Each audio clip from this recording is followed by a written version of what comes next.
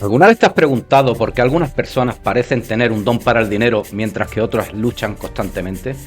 Quizás pienses que se trata de números, hojas de cálculo o fórmulas matemáticas, pero la verdad es que las decisiones financieras más importantes se toman lejos de la calculadora, en la mesa familiar, influenciadas por el ego, el orgullo, el miedo y nuestra historia personal.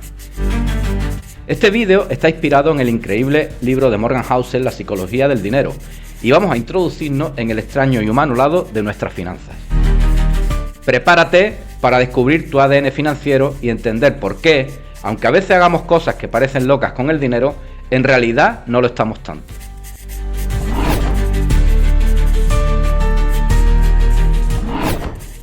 No estás loco con tu dinero.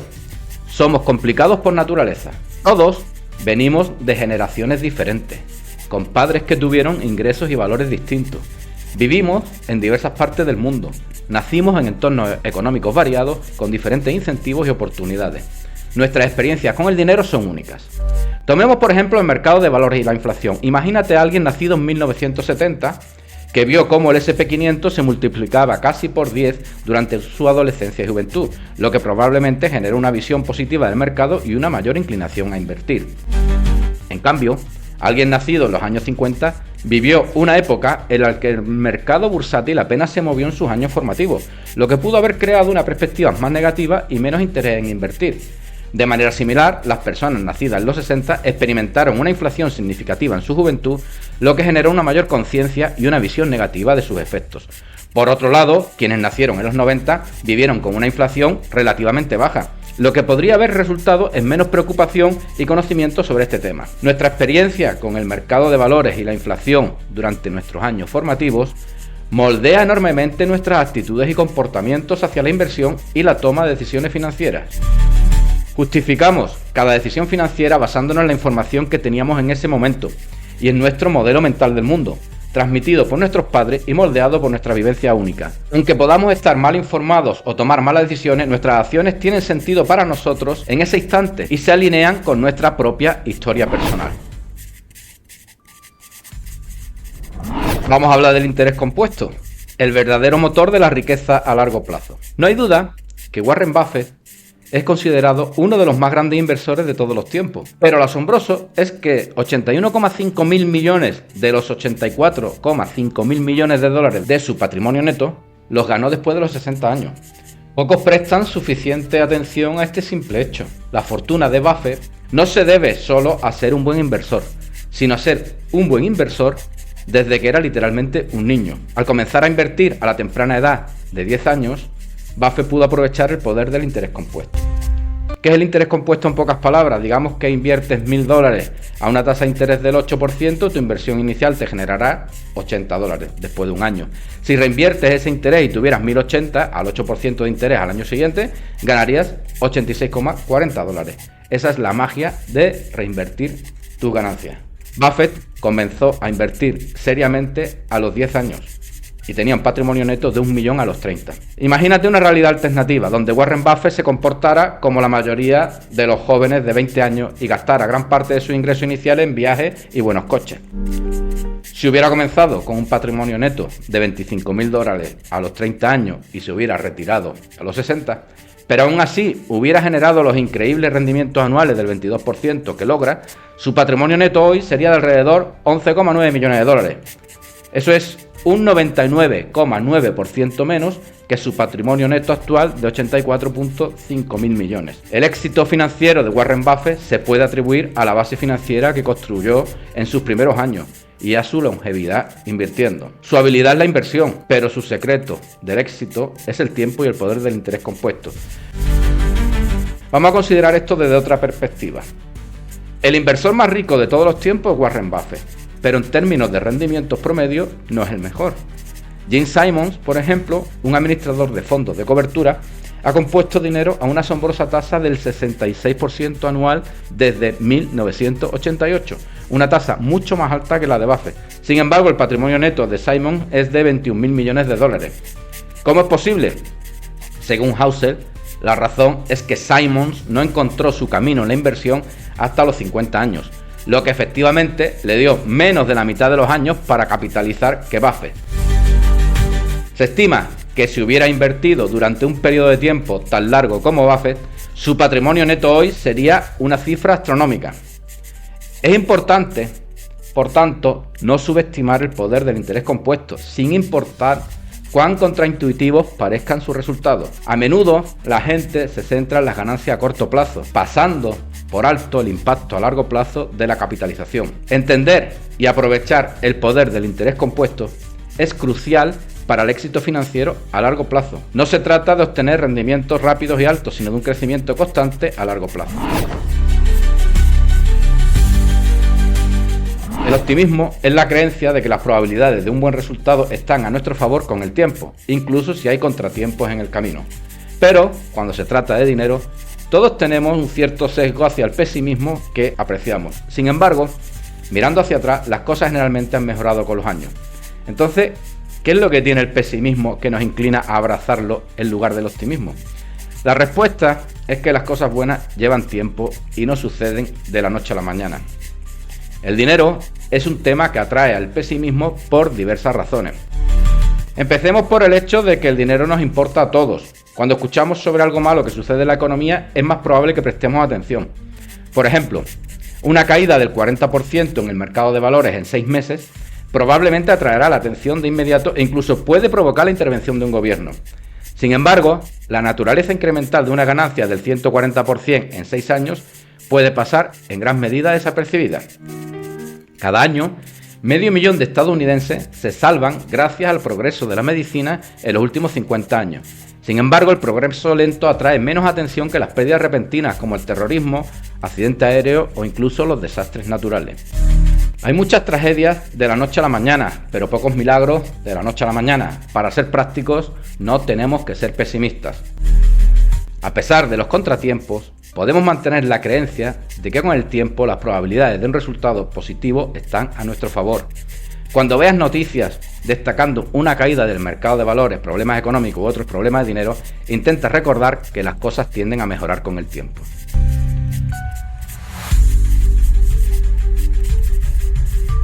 No dejes que el atractivo del pesimismo nuble tu juicio. Un optimismo realista y basado en la realidad, visto en un horizonte temporal más largo, suele ser más racional para el éxito a largo plazo y puede revelar oportunidades que te perderías con una perspectiva pesimista. En 1968 había aproximadamente 300 millones de jóvenes en edad de escuela secundaria en el mundo. De esos 300 millones, 300 estudiantes asistieron a una pequeña escuela en Seattle llamada Lakeside. Lakeside resultó ser la única escuela secundaria en el mundo en ese momento que tenía un profesor con la previsión de arrendar una computadora, el Teletype Model 30. Esta no era una computadora cualquiera, era avanzada para la época y el tipo de computadora al que incluso los estudiantes de posgrado no tenían ni siquiera acceso. Y para un afortunado estudiante de Lakeside, esto lo cambiaría todo. Ese estudiante era Bill Gates. En 1968 había aproximadamente una probabilidad de 1 entre 1.000.000 de ser un estudiante de secundaria con acceso a una computadora. Bill Gates y su compañero Paul Allen crearían Microsoft juntos. Incluso de adolescente, Gates mostró una inteligencia excepcional, mucho trabajo y una visión de las computadoras como nadie más. Pero ir a Lakeside también le dio una ventaja competitiva de 1 en 1.000.000, y Gates no se avergüenza de esto. En 2005 dijo: si no hubiera existido Lakeside, no habría existido Microsoft. Lo que a menudo no se menciona en la historia temprana de Microsoft fue un tercer miembro de esta pandilla de prodigios informáticos de la escuela secundaria, que se llamaba Ken Evans. Igual de inteligente, igual de visionario, Ken podría haber sido perfectamente uno de los fundadores de Microsoft, junto con Gates y Allen. Sin embargo, esto no sucedió. Un accidente de montañismo le quitó la vida a Ken antes de que se graduara de la escuela secundaria.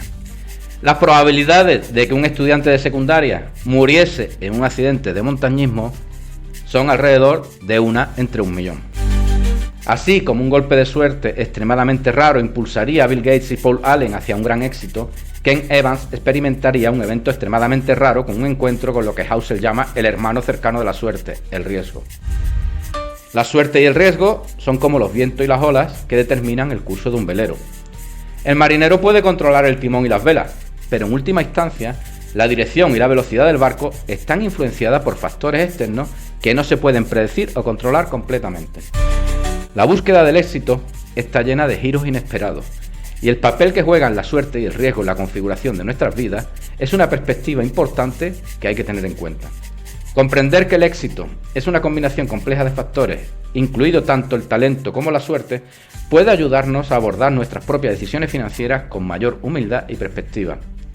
Sé cauteloso al atribuir tus propios éxitos o fracasos únicamente a tus propias acciones. Reconoce el papel de la suerte y el riesgo. Al aprender de otros, intenta emular patrones amplios que encuentres, en lugar de ejemplos individuales extremos que a menudo involucran un alto grado de suerte o riesgo. Estos casos extremos no son fácilmente replicables.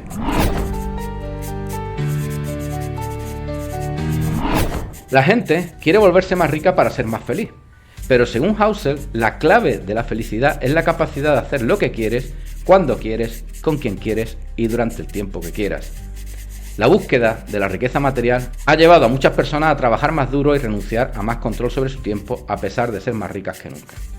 Sin embargo, los estudios demuestran que tener control sobre tu vida es el predictor más confiable de sentimientos positivos de bienestar, más que tu salario, el tamaño de tu casa o incluso el prestigio de tu carrera. En última instancia, controlar tu tiempo es el dividendo más alto que paga el dinero. Perseguir dinero sin valorar el tiempo es como llenar un cubo con un agujero. No importa cuánto agua vayas llenando, seguirá goteando. Del mismo modo, no importa cuánto dinero acumules, que no te brindará felicidad duradera si no tienes el control sobre tu tiempo y no puedes disfrutar de los frutos de tu trabajo. Prioriza ganar control sobre tu tiempo al considerar cómo usar o invertir tu dinero. La libertad de hacer lo que quieres cuando quieres suele ser más valiosa que cualquier posesión material.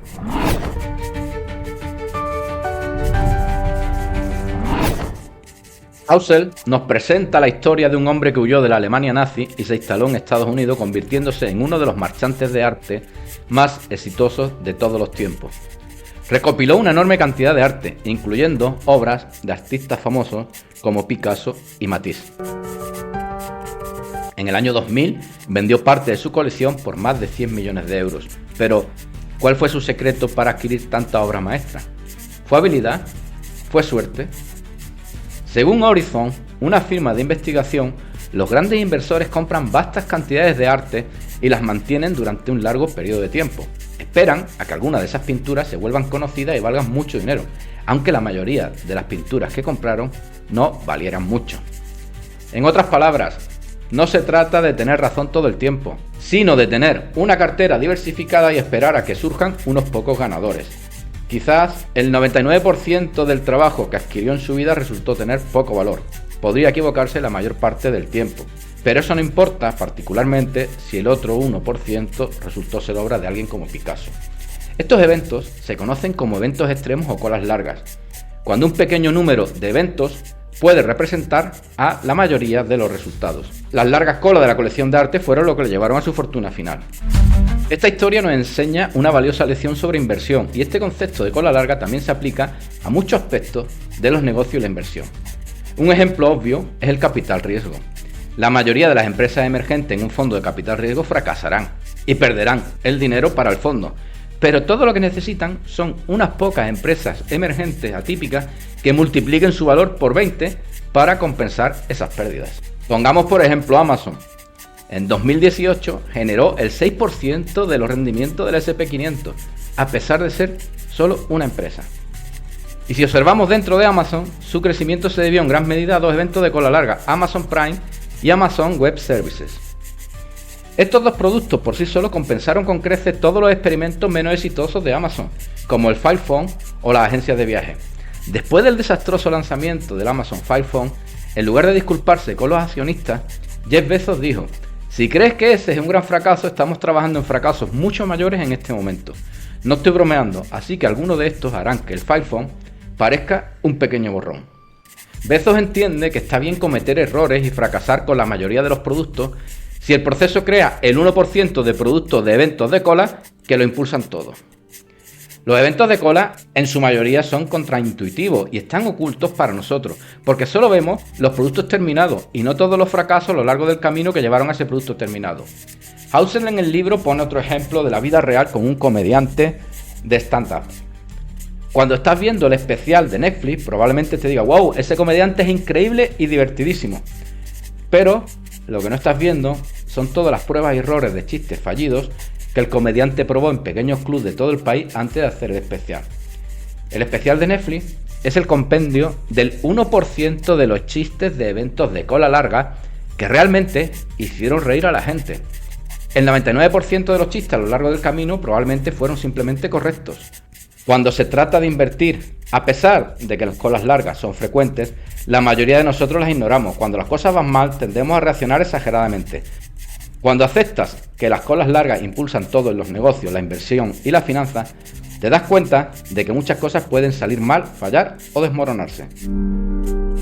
Recuerda que de casi 500 acciones, Warren Buffett solo ha elegido 10 que han generado la mayor parte de su dinero. Los buenos seleccionadores de acciones solo acertarán la mitad de las veces. Los buenos líderes solo tomarán buenas decisiones la mitad de las veces. El hecho de que puedas equivocarte a veces no significa que las cosas no vayan a funcionar con el tiempo. Al final, el resultado puede estar determinado por solo un pequeño número de eventos. En inversión y negocios no te preocupes por los fracasos frecuentes o los resultados promedios. El éxito a menudo depende de unas pocas grandes victorias o eventos de cola que harán que superes tus pérdidas. Es crucial entender la diferencia entre ser rico y ser verdaderamente rico. Ser rico se trata de tus ingresos actuales y las cosas que posees, mientras que la riqueza se trata de los activos financieros que aún no has gastado. La verdadera riqueza no es lo que ves, sino lo que no ves. Es fácil asumir que alguien que conduce un Lamborghini es rico, pero las apariencias pueden engañar. En realidad, muchísimas personas viven por encima de sus posibilidades y dependen de deudas para financiar su estilo de vida ostentoso. La riqueza no se trata de los coches que conduces, los anillos de diamante o las cosas que posees. Se trata de esos activos financieros que aún no has gastado. Acumular riqueza requiere autocontrol y moderación. Los diamantes, los relojes y las mejoras a primera clase que rechazas son los que contribuyen a tu riqueza general. De hecho, la única forma de ser rico es no gastar el dinero que tienes. La próxima vez que veas a alguien conduciendo un coche elegante o viviendo en una casa grande, recuerda que no puedes juzgar la riqueza por las apariencias. La verdadera clave de la riqueza es el autocontrol, la moderación, la acumulación de activos y la inversión en tu futuro. Aspira a la seguridad financiera a largo plazo acumulando activos valiosos en lugar de equiparar la riqueza con posesiones materiales como coches llamativos y bienes de lujo. Concéntrate en construir verdadera riqueza, no solo la apariencia de ser rico.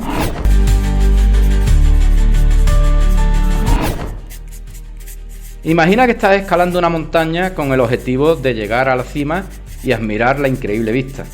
Tal vez ese día haga sol, tal vez llueva, puede que te pierdas, que te caigas o incluso que te lesiones. La dificultad de la escalada no siempre es evidente hasta que estás en lo más alto. Desde el suelo, el camino a seguir puede parecer obvio, pero a lo largo del camino seguramente necesitarás reevaluar y cambiar tu ruta hacia la cima. No te haces ninguna ilusión de que habrá una escalera mecánica dorada que te lleve de forma segura a la cima. Entiendes antes de la escalada que esta incertidumbre y riesgo son solo el precio que tienes que pagar para llegar a la cima. Pero cuando se trata de invertir en el mercado de valores, muchas personas piensan que se pueden evitar la incertidumbre y el riesgo y obtener algo a cambio de nada. ¿Cómo? Pues Housel compara el mercado de valores con la compra de un coche nuevo. Si tú quieres un coche nuevo, tienes tres opciones. O lo compras, o compras uno usado, o robas uno. El coche nuevo tiene un precio más alto, pero la recompensa es mucho mayor. Piensa en el coche nuevo como aspirar a rendimientos del 12% del mercado de valores. El coche usado es más barato, pero también viene con menos recompensa. El coche usado es una inversión mucho más segura, pero solo te va a generar un 4% anual. Robar un coche es como intentar obtener algo a cambio de nada. El 99% de las personas evitará robar el coche porque las consecuencias superan los beneficios. Sin embargo, cuando se trata del mercado de valores, la gente parece tener la impresión de que pueden tomar la opción 3 y robar del mercado. Intentan todo tipo de trucos y estrategias para obtener buenos rendimientos del mercado sin pagar el precio, intentando vender justo antes de la caída o comprar antes de un auge. Considera, por ejemplo, querer obtener un rendimiento del 11% durante 30 años para tu jubilación. De 1950 a 2019, el promedio industrial Dow Jones ha retornado aproximadamente un 11% anual durante esos 69 años. Sin embargo, por supuesto, ha habido muchísimos altibajos.